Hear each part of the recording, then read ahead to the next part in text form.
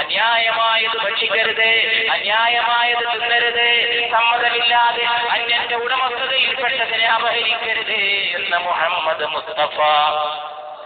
സല്ലല്ലാഹു അലൈഹി വസല്ലം ഉന്നതമായ ആചാരങ്ങളിലൂടെ, ഉന്നതമായ നന്മകളിലൂടെ, ഉന്നതമായ പ്രമാണങ്ങളിലൂടെ,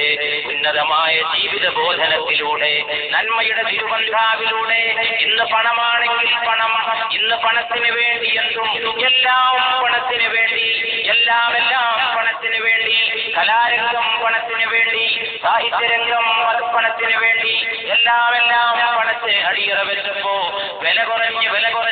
മനുഷ്യന്റെ വില കുറഞ്ഞ് സ്ത്രീക്ക് സംഭവിച്ച അധഃപതനത്തെ കുറിച്ച് ആളുകൾ പരാതി പറയുമ്പോൾ, പെണ്ണിനെ പരസ്യപലകയിൽ നിർത്തിയ കമ്പോള സംസ്കാരത്തിന്റെ കുതന്ത്രങ്ങളെ മനുഷ്യർ കണ്ടറിയുന്നില്ല.